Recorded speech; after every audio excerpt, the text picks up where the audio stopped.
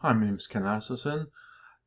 This is a review of a person's microbiome, and this person has chronic fatigue syndrome, which means cognitive issues, and the person explicitly requested that the review analysis be done as a video, which I'm fine with. I know what it's like, and here we go. First of all, we have 3 samples online, but actually it's 2 because the person took his 5 data and pushed it through Biomocyte. And now we have the 2, which means we have ability to compare 2 sets of data from 3 years apart. And as a starting point, let's take a look at his old data, and we'll see his with the new charting things. You can view the actual numbers down below, and the numbers down below you can see whopping big numbers of in the low percentile range, and you can see it up on screen, and you see chi-square is 56, and the probability of being significant is, well, pretty much as close as you can get to a guaranteed health analysis. Let's flip in there momentarily, and we see person has a low anti-inflammatory score, which means that information is probably not being handled by the output from the microbiome. And let's go back and do one more. Let's go to research features, and his indexes are not bad there. These are a bit more complicated to interpret. Okay, so that is his past state. Let's go and look at his current state. And we see chi-square has come down from 56 to 37, so it means that probably the person has improved, and I'm making something, and you can see things are getting there. We don't have to spike here. We do have some, and it has moved up into the next percentage, so which is a good sign. Not leveled out, but it has improved. Let's go down into health analysis, and we see we are at 13% before, and before was 12, so we have improved there. Not as much improvement as we would really like, and we can go down and take a look at the characteristic which he currently has, which is sitting there, and let's compare it to what was there before. And you can see many more matches to it. Before, he was sitting at the 75th percentile in terms of Jason Harlick's criteria, and today he's at the 89th, so he has improved there too. So in other words, the person has shown signs of improvements in the 3 years between tests. Okay, so let's go back to my profile. And the first thing I'm going to do, which is usually done for safety's sake, is just click that, mainly because percentiles are constantly being updated, and it gives the most accurate update. Occasionally something goes wrong with the upload or the import, and the percentiles are not calculated or incomplete, and that simply takes care of the issues of whether or not they are current and complete. So having done that, we can now go in and do the lazy solution, which is the just give me suggestions.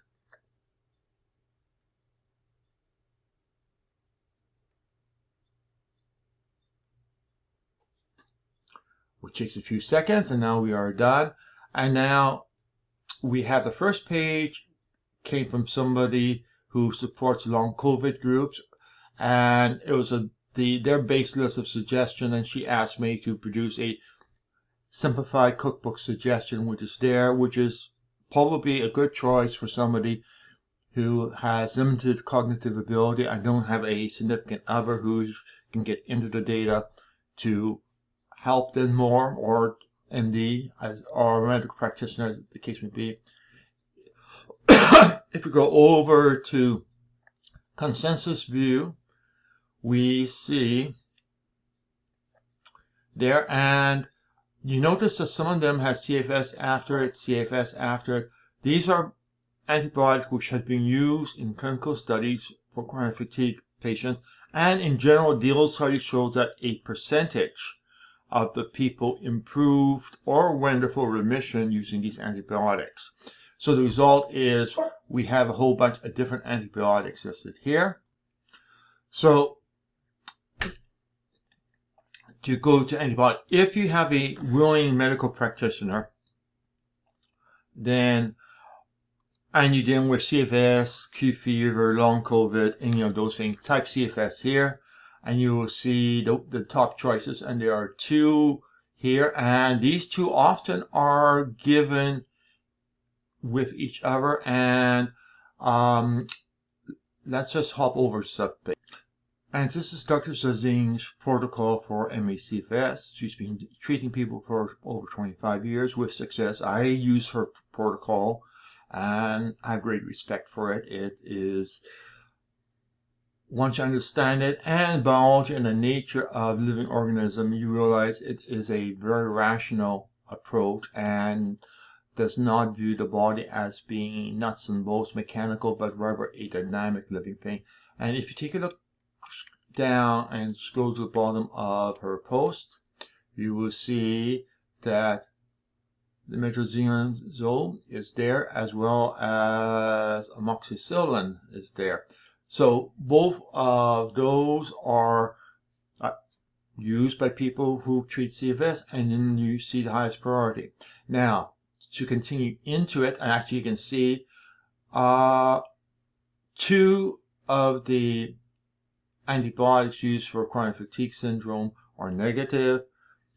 And one of the aspects is that the microbiome for chronic fatigue syndrome is different for different people. Hence, you have things which probably a non-responder or poor results, and then you have things which is how we are computed are more likely to be a good responder. So we have the top two there, and if we get rid of this here, and we see that the top number is almost 800, and that means that generally anything with value 400 or above you should pay attention to. Below 400, generally we tend to ignore. On the flip side, we have almost minus 400 for the negatives, which means half of that, anything which is below 370 are things which we will tend to try to reduce in our diet or take out entirely. Okay, so let's go back and take a look at things from the positive ones. We have amino acid. Again, the magic number is 400, so we have basically two things, perhaps three things. Melatonin is up there. It's not in the real over line. However, any of those four things will probably be good things to do. And things to check is some things, for example, having a reduced chlorine diet is not a good thing. Chlorine, etc. So we have the pros and cons there. Antibiotics we just looked at. Diet style in general, that would be positive, is high fiber diet, high saturated milk fat diet is well below the midpoint. So the only thing to really rely on or to put emphasis on is a high fiber diet, okay, which often can mean inulin and other things. Let's go along to flavonoids, and we have these two, both are 400 or above. Both of those are found in grapefruit, which means my general suggestion is a grapefruit for breakfast every morning, or half a grapefruit. And then we have other things. Now we have grape propanols in there, and that can be a little bit awkward, because if we type in grape seed extract or resveratrol, grape seed, etc., we have a problem. So it's not the grape seed which is what we are wanting, is the grape propanol, which means the grape itself, which may mean a nice glass of de-alcoholed wine or alcohol wine, depending on your tolerance. Okay, so let's go back and see there. So we have those are the top 4. Those things are reasonably high, but I would not necessarily make them a priority. If they're convenient, then do so. And let's go to foods. Top 1 is coconut oil, which would be probably the preferred form of oil for cooking. Barley, which will give you the fiber you're looking at. Legume and fruit fiber again. Walnuts, caffeine, cacao, which is well documented for chronic fatigue syndrome to help. Nicotine, or I should probably update that to say a nicotine patch, is suggested, and it is an interesting suggestion. It's sort of not conventional, but it seems to do it. And I just read elsewhere that 30 years ago, people with Crohn's disease, their doctors would tell them to take up smoking because, or have a few cigarettes or two when their Crohn's flare, because it would calm down the inflammation from Crohn's. So there's a bit of a history with nicotine, and I probably want to do some more research and probably a post. Rhubarb, grapefruit seed extract, not grapeseed extract. Dates, peanuts, okay, so we have a variety of things there. On the minus sign, we have apple being negative, but apple skin being positive. There's a difference between the skin and the apple. So hopefully somebody else in your house loves apple and you just keep taking the skin off and having the skin. Okay, herbs and spices. Garlic is there, neem is there, which is one of my favorites. Peppermint, spice or oil, thyme, spice or oil. Marijuana, we'll leave that aside for the moment. Fennel, etc. So we have Tulsi is there, so we have a fair number of good herbs and spices. Food additives. What monolaurin is available. It is related to coconut oil, which is also positive, and it can be purchased as a supplement. Not classified, nothing particularly there. Fluoride toothpaste, which will actually impact your mouth microbiome, which will then cascade downwards. Prebiotics, nothing really shows up. Masticum is a 200, but that is below a threshold of 400. Let's take a look at this. Prescription others. Most of the stuff I don't know what it is, but if you happen to have it, if you are any things like proton pump inhibitors, that is that doesn't make it to consideration. It's not up below minus 400, so I would tend to ignore it. Probiotics, let's go positive again. Lactobacillus casei, Sylvanas.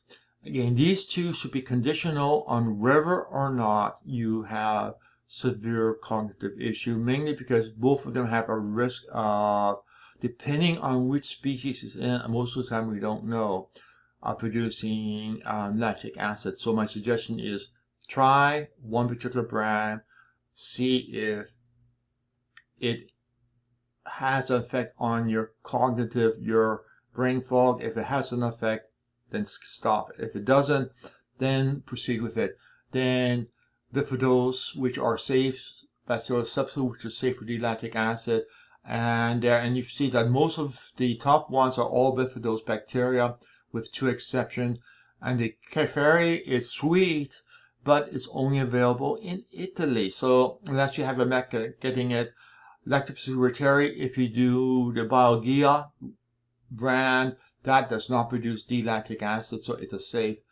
And again, we have most of the things there are non-lactobacillus, which is not an uncommon result, and generally, actually, well before I started the microbiome prescription on CFS remission, I was advocating avoiding lactobacillus probiotics.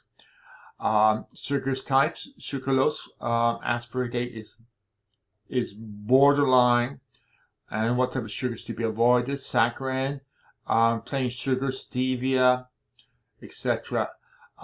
So we have that type of sugar, and now we have minerals and vitamins. Nothing really said vitamin B10. Lithium is one of these things which is technically there, but it tends to be a little bit of a hard one to get. Vitamin A perhaps, and then everything else drops down. And vitamin D is to be avoided, which actually corresponds with one of the presentations in Dr. Sardine, which is to avoid vitamin D. One of B2 is to be avoided. But all these are below the threshold of minus 400. Sorry, above the threshold of minus 400, which means I would tend to somewhat ignore it. Okay, so let's go to the next thing. We're going back to my profile, and what we're going to do is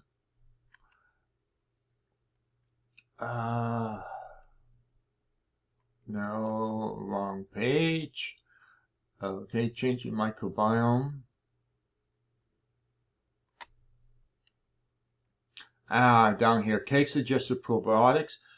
This is calculated totally different way. The other one was based on studies showing just probiotic influence this bacteria, and we are going and trying to adjust things. This does a bacteria method. We calculate from all your bacteria how much you're producing of a whole stack of different enzymes and chemicals, basically over 20,000. We then find out what you're short of and which of the things you're short of are available via a probiotic. Either the probiotic consumes it, so if you have too high level, it reduces it, or if you have too low a level, it produces it. So that it is like a supplement, but a supplement which is somewhat targeted. So let's see what we get.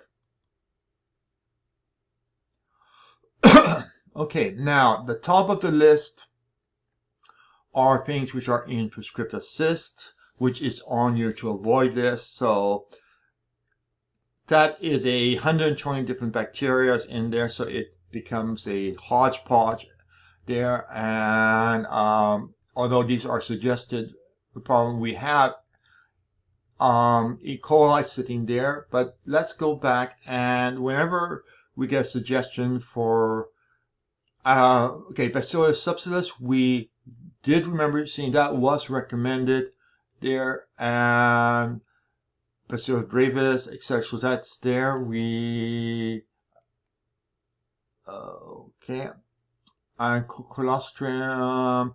There's here we have the bifidals. The bifidals are there, but they tend to be a bit of a low rating. But the main thing is we have E. coli, which is in this particular case. Let's flip over and go back to view consensus. And now what we do is we can type in Mutaflora, which is site negative, and the other version of it was Symvoflora. Okay, that's it. So we have a not a typical contradiction. One says you should do it, and the other one says you very, very weak, you should not do it. So that tends to be left as a call for the person. And I would usually put such a thing off into the let's come back to later. Let's not make it a priority. You got enough things which are priority right now, so let's keep to that. And let's take a look at the supplements. The supplements, that's the same way. We calculate directly from the bacteria what theoretically is being produced of a variety of chemicals, some of which are available as supplements. And if they are, we've identified ones which you are low in and suggest you supplement it. And the logic of it is very simple. If you're low in a particular, let's say, amino acid, the bacteria that uses it won't have it or will have to fight for it. So their behavior will change because they are semi-starved. When you add the amino acid in, it encourages those to prosper and will help towards shifting the microbiome to a more normalized state. Again, theoretical. This is all theoretical, solid science behind it, but not clinical studies. So let's see what the supplement suggestions are. And here we have something like Z-score, and the Z-score basically is a little bit of fun in order to determine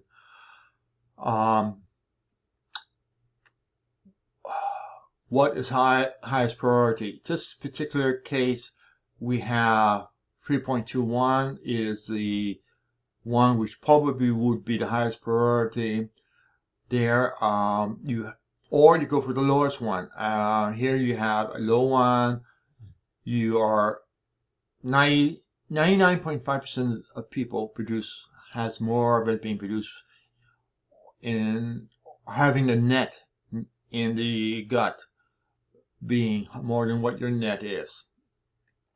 Malic acid often comes from apple. As you see, apple is a two-sided. Apple skin, which I think, if I remember right, is higher in malic acid versus apples, which have other things in it which do it. So we have there, and one of my best suggestions to do on how to work with this one is to go and highlight the name here, go over to your list, type in and see if it's there. If it's not there, we have no information on it. Let's take a look at glutamine, which is one of your worst ones, and go across.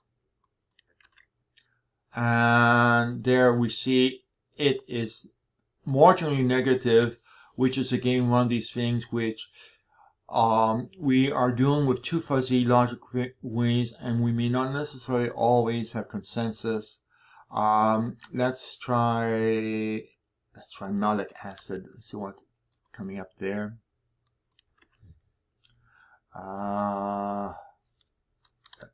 Okay, malic. Nope, no luck. I was trying the other names. We don't have that. We could go up and take a look at our arginine.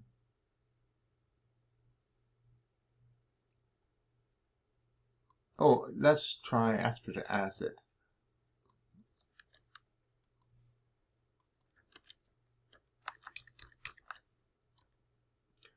And we don't have that. We aspirate. So again, some of these things are available as supplements.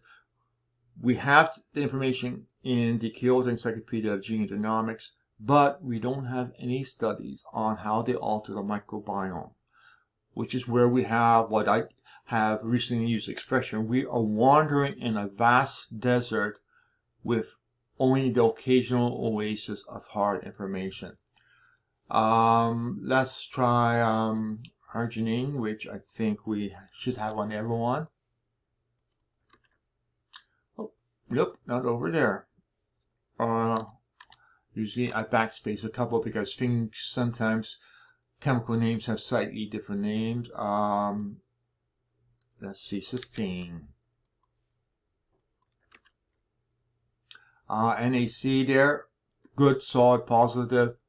So that one is one which I would definitely add in. Proline.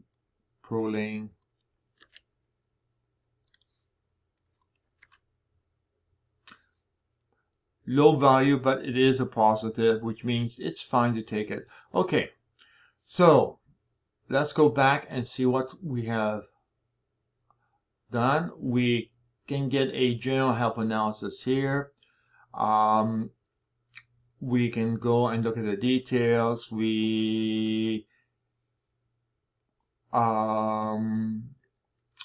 That's the main things with that one. Change your microbiome.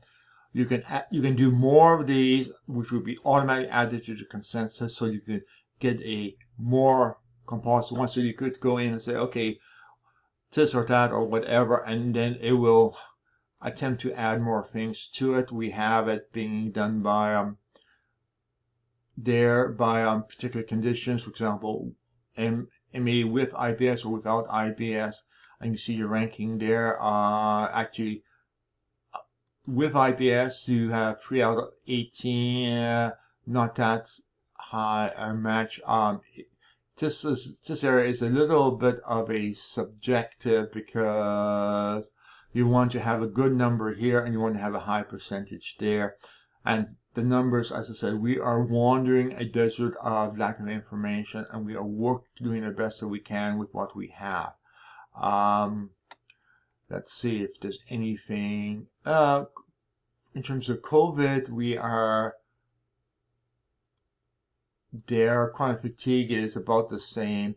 Let's actually click chronic fatigue syndrome, and we'll click here and do get suggestions. And now we have the suggestions, and we see, guess what? Most of those were already in our list. So when we are doing a specialized, we actually have agreement with, in fact, everything there, things I just mentioned, we have agreement with the general consensus, which doesn't look at a particular condition profile, but overall. So we have actually a fair amount of consensus happening there. We can also go over to the thru planning menu, which is a number combination, and what we can do, with fingers crossed that it works.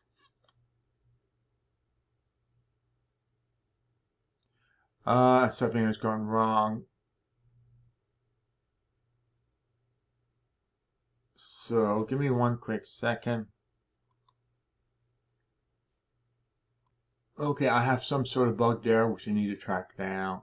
So let's go back to there. And we can do things for multiple samples. If a person is really gung-ho and have lots of time, you can go here and select there and do something like view report. And you can see how things change between samples, and you see basically percentiles, no outstanding change apart from the child percentile going down. The child percentile being lower is usually, I view, as being good.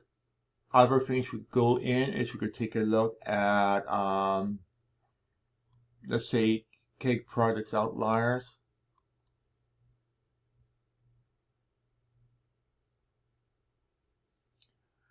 And it goes here, and as you can see, we have all sorts of technical names kicking there. We have 476 things which are out of range, most of which your MD or even research scientists don't quite know how to correct them, which is what we are interested in. What they do, we are not too concerned about, but these are things. I'm going to see some things have gone up, and we'll probably find some things have gone down too. And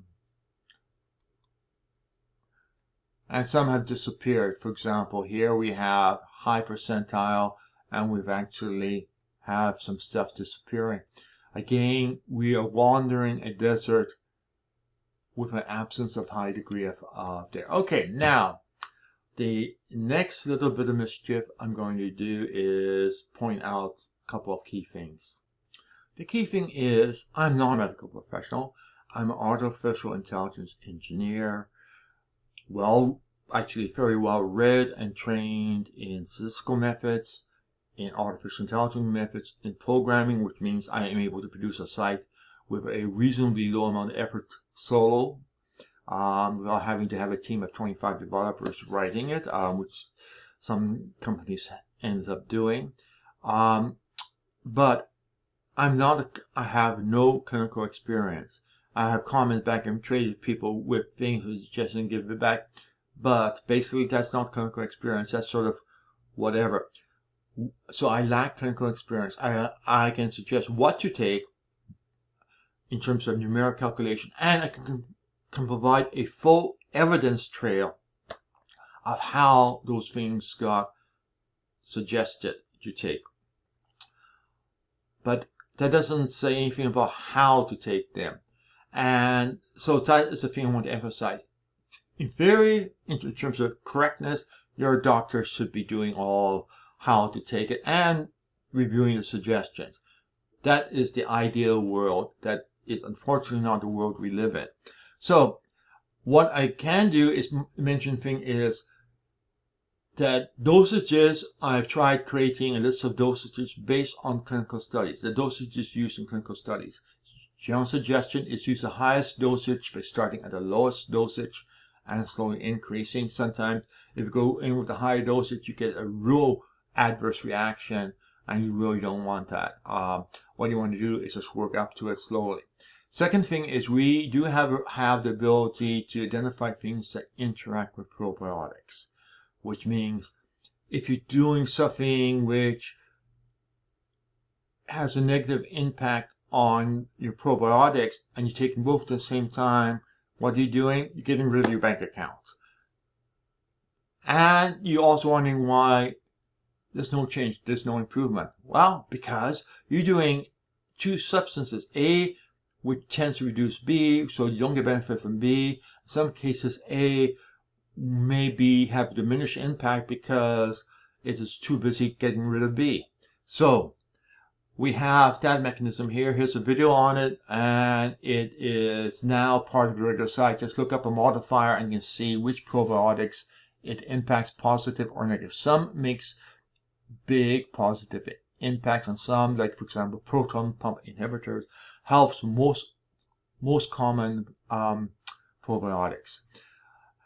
Now, my own thinking is being greatly influenced by the work of Cecile Jardine, IMD, who happens to be a surgeon. She's not somebody who treats infectious diseases, but her model comes from literally at her dinner table with her father and other people from the Pasteur Institute of Tropical Medicine, including Nobel Prize winners. And she incidentally got into treating chronic fatigue syndrome, mainly because she saw a friend of her with it and recognized that, wait a minute, that is actually something else. And that I know how to treat. At least I think I know, because I know how it was being treated at the Pasteur Institute. So she tried it, it worked, and suddenly she's getting a lot of patients from all over the world, from Australia, from Europe, to do things. She is Belgium trained, ended up in South Africa as a condition of getting a license, and decided to stay, which is why it's there. Her current protocol is there. It will have a video to it, hopefully within a week. And basically, I've tried to do an abstract of things. If you are dealing with antibiotics, do it for 7 days on, 21 days off, and different ones for each month, rotation. That's part of her protocol.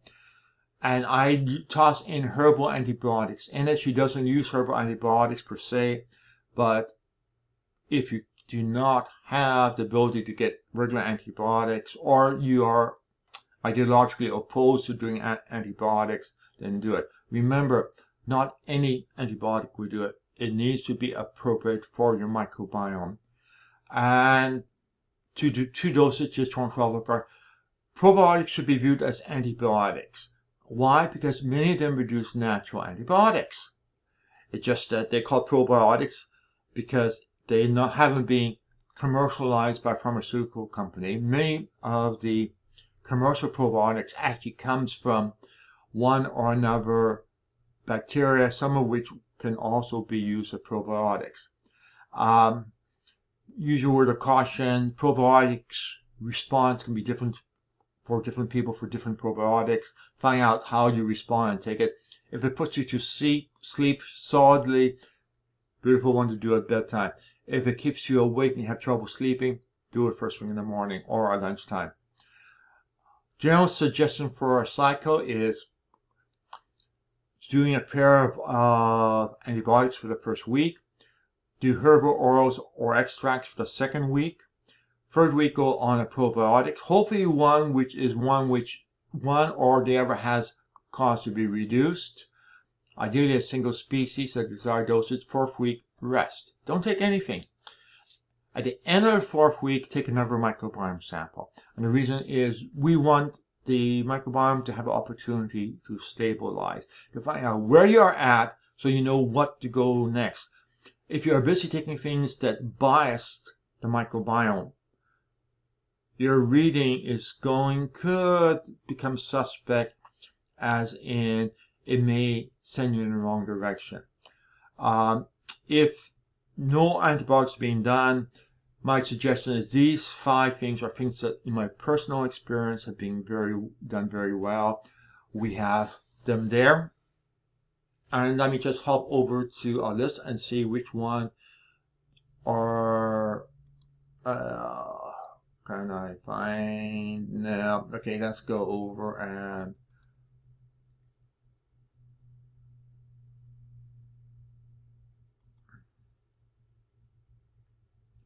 okay, so now we all type wormwood.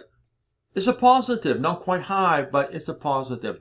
Number 1 on my list was neem. Oh, really good. Tulsi, very good again. Triphala, that one is a negative. Okay, so I would skip that one and let's try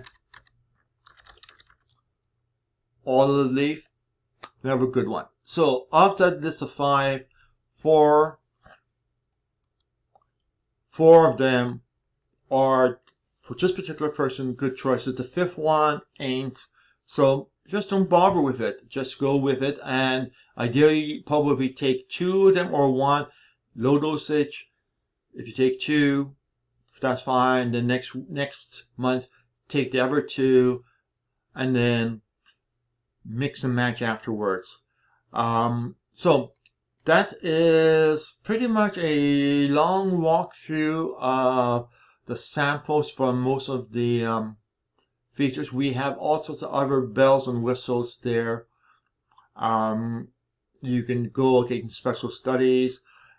For example, you could do a match COVID long hauler, which is a special study. Notice that your match from using our own database sources is pretty there. And I'll show you one other thing which could be significant.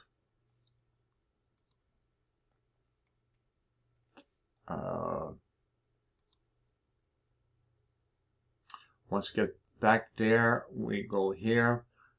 Oh, I don't have that. Okay, never mind. I was expecting a little extra choice to pop up there. I'll see about fixing that. Basically, if you are doing in there, if you do show suggestion links, it will go and show you the studies where the suggestions are coming from. And I should move that over on to the special studies one too. But let's go back there and we'll select here, get suggestions.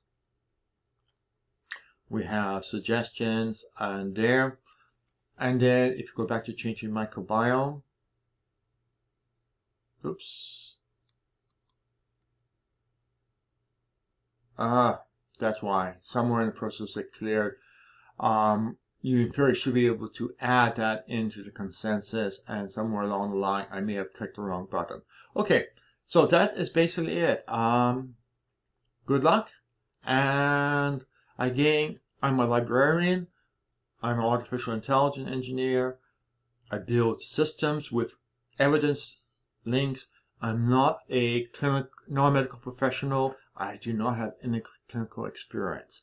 That's the dilemma. The dilemma is you go to somebody who is MD, certified, etc., but they may have practically no knowledge in this area and don't have the time to start reading. On the other hand, have reasonable knowledge, mainly by simply having access to a very nicely cross-referenced catalog database, all coming from the library. So, which you prefer, the MD who hasn't read much, or the librarian who has read excessive amount? That is a philosophical moral dilemma. on where you should go. Okay,